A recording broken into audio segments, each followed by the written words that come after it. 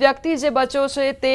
એક મોટો ચમત્કાર કહી શકાય, કારણ કે પ્લેન ક્રેશ થયું અને એ વખતે પોતાનો જીવ બચાવી શક્યો છે। હવે એ તસવીરો છે કે જ્યાં અમિત શાહ દ્વારા સિવિલ હોસ્પિટલની મુલાકાત લેવામાં આવી હતી। જે દર્દીઓ અત્યારે સારવાર લઈ રહ્યા છે તેમની સાથે તેમની વાતચીત થઈ રહી છે અને જે આખી પરિસ્થિતિ આજે સર્જાઈ હતી, જે દુર્ઘટના સર્જાઈ અને પ્લેન ક્રેશ થયું અને જે આખી દુર્ઘટના સર્જાઈ તે વિસ્તાર હતો, ત્યાં આગળ જઈને તેમના દ્વારા નિરીક્ષણ કરવામાં આવ્યું હતું, ઝીણવટભરી તપાસ કરવામાં આવી અને સીએમ સાથે તેમજ ગૃહ રાજ્યમંત્રી હર્ષ સંઘવી સાથે પણ તેમની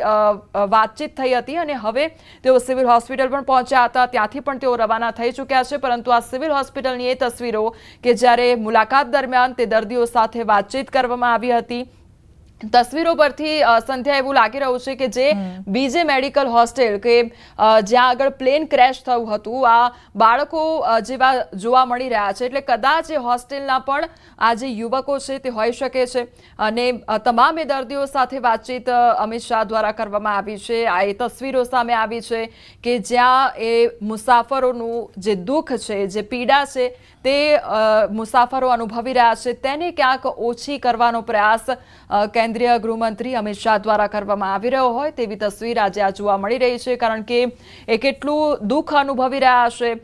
એ કેટલી પીડા અનુભવી રહ્યા હશે તે આપણે કલ્પના ન કરી શકીએ, કારણ કે કદાચ આ જે લોકો બચ્યા છે, જે અત્યારે સારવાર લઈ રહ્યા છે, તેમના પણ કેટલાય વ્યક્તિઓ કદાચ આ પ્લેનમાં સવાર હશે અને તેમને પણ કદાચ જીવ ગુમાવવાનો વારો આવ્યો હશે અને તેમાંથી ક્યાંક આટલા લોકો બચ્યા હશે, ત્યારે તેમની માનસિક સ્થિતિ અત્યારે શું હશે તે તો આપણે કલ્પી પણ ન શકે, કારણ કે એક તરફ તેમને પણ ઈજાઓ પહોંચી છે એટલે તેની સારવાર ચાલી રહી છે અને અમિત શાહ દ્વારા તેમની સાથે સીધી વાતચીત કરવામાં આવી રહી છે, તેમના મનને શાંતિ આપવામાં આવી રહી છે, કારણ કે આ ખૂબ મોટી દુર્ઘટના સર્જાઈ છે અને તેમાંથી આ લોકો બચ્યા છે અને અત્યારે સારવાર લઈ રહ્યા છે। બિલકુલ, તો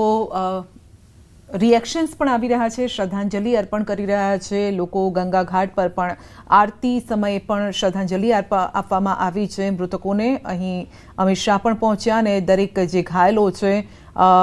તેઓ સાથે તેઓએ વાતચીત કરી છે અને ડૉક્ટરને પણ તેઓએ ટકોર પણ કરી છે કે સારવારમાં